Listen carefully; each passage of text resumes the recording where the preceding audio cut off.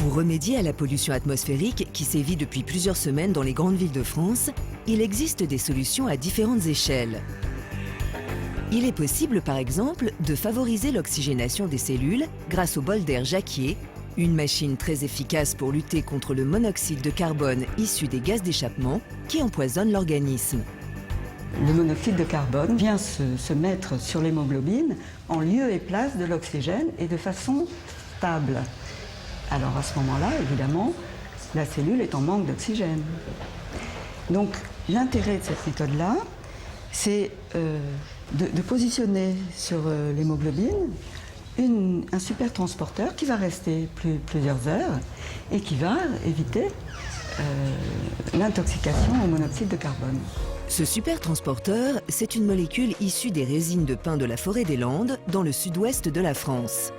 On fait une extraction de la résine et ensuite une distillation. Et le produit de distillation, vous le trouvez ici, à l'état pur. Par barbotage, eh bien, on va en extraire certains principes actifs, c'est-à-dire les molécules les plus volatiles, et que l'on va transformer à l'intérieur de ce dispositif, qui est comme un petit laboratoire, et on va pouvoir les inhaler.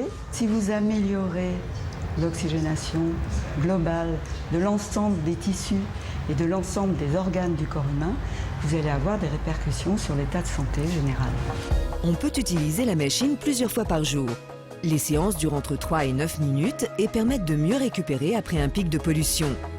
Le bol d'air Jacquier améliore immédiatement l'amplitude respiratoire. Donc il va soulager pratiquement immédiatement aussi bien les crises d'asthme, les crises d'emphysème et les allergies. Ramener la campagne à la ville, c'est l'objectif de l'architecte Vincent Calbeau. Depuis près de 10 ans, il développe des projets audacieux mélangeant habitation, bureaux et fermes urbaines, le tout à travers des édifices aux matériaux intelligents qui produisent et recyclent leur énergie et qui luttent naturellement contre la pollution. Pour Paris, Vincent a imaginé Anti-Smog. Concrètement, ce projet est construit à partir des règles du bioclimatisme. Il intègre les énergies renouvelables et il intègre ce fameux matériau intelligent fait à partir de dioxyde de titane qui fonctionne comme un immense aimant urbain qui vient capter les particules de pollution contenues dans le smog et qui vient les neutraliser par un effet photocatalytique où les rayons du soleil neutralisent ces particules néfastes. Le métier d'architecte a évolué. D'ailleurs, Vincent Calbeau a inventé une nouvelle discipline qu'il a baptisée archibiotique, qui regroupe à la fois l'architecture, les biotechnologies et l'éthique, les technologies de l'information et de la communication. La composition de ces trois disciplines permet véritablement de repenser les villes intelligentes de demain qui, par ces nouveaux comportements éco-responsables, sont par définition dépolluants. Le bâtiment ne sera donc plus inerte, mais ce sera un bâtiment métabolique qui produira lui-même sa propre énergie, que cette énergie soit électrique, calorifique ou alimentaire, et qui arrivera à recycler tous ces déchets en boucle fermée. Vincent développe pour le moment ses projets dans les pays du sud-est asiatique.